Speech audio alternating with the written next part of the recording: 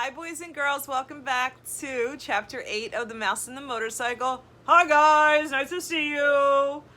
Last chapter was very exciting with Ralph narrowly escaping with his life.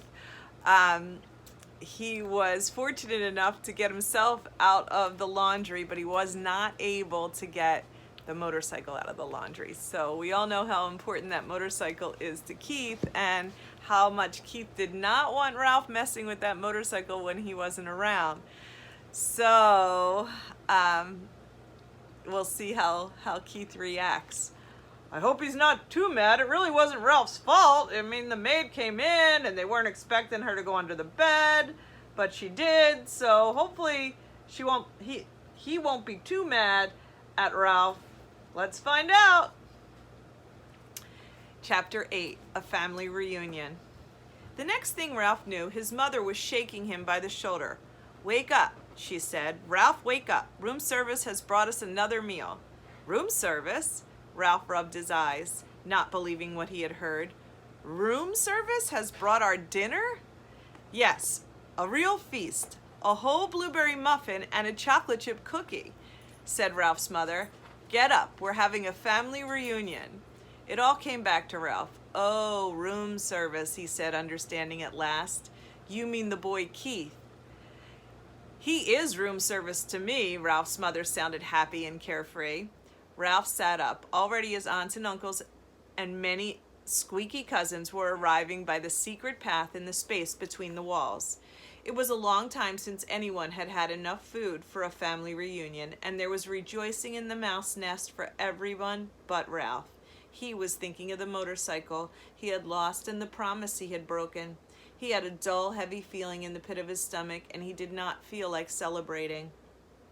"Why, there's Ralph," squeaked his Aunt Sissy, who thought she was better than the rest of the family because she lived in the bridal suite, where she led her relatives to believe riches of rice fell on the carpet when the bride took off her hat and the groom shook off his coat.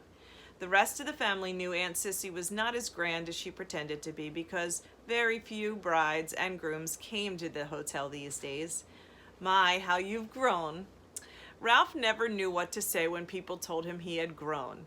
"Well, well, if it isn't Ralph," said Uncle Lester, who had a nest inside the wall of the housekeeper's office, where the maids dropped donut crumbs every morning at 10 o'clock when they had their coffee.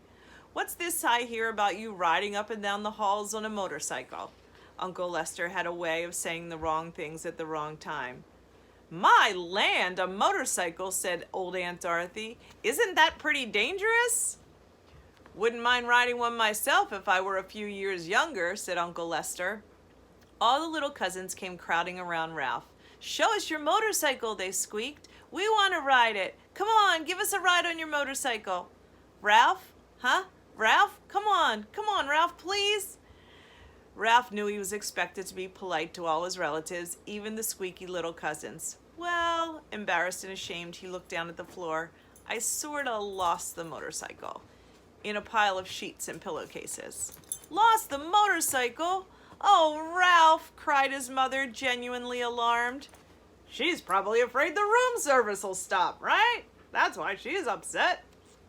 Ralph knew what she was thinking. Did this mean the end of room service? Did she have to go back to pilfering crumbs for his brothers and sisters? "That's a young mouse for you," said tactless Uncle Lester. "Can't take care of anything."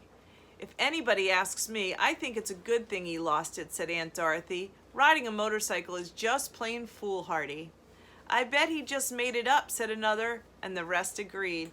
Ralph felt terrible. The family reunion swirled on around him.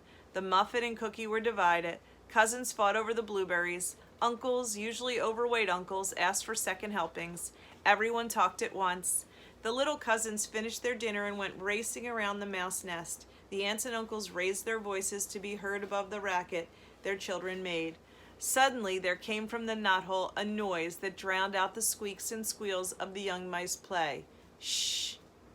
Not a mouse moved. They looked at one another, too terrified to speak. "Psst! Hey, Ralph! Come on out," whispered Keith at the entrance of the mouse nest. Ralph's mother gave him a little shove, but no one spoke. With a heavy feet, Ralph walked to the knothole, but he did not go into room 215. "What do you want?" he asked. "You and your family better be quiet in there or my mother will hear you. You know how she is about mice," Keith said. "I don't know why people say things are as quiet as mice. You sound like a pretty noisy bunch to me." Behind Ralph, his relatives began to tiptoe quietly away to their own homes, leaving his mother to do all the cleaning up. "Did you have a nice picnic?" Ralph asked, dreading what he must tell the boy. "Yes, we saw an old mining town with a real jail with bars on the windows." Keith reached into his pocket and pulled out something curved and hard and white with a rubber band fastened to it with a piece of Scotch tape. "I brought you a present," he said. "Come on out."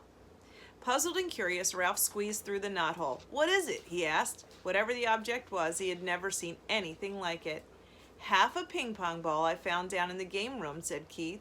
"See, I patted the inside with thistledown and anchored the rubber band to the top with Scotch tape." "What for?" Ralph still did not understand. "A crash helmet for you." Keith set the half ping-pong ball on Ralph's head and slipped the rubber band carefully around his whiskers until it rested under his chin.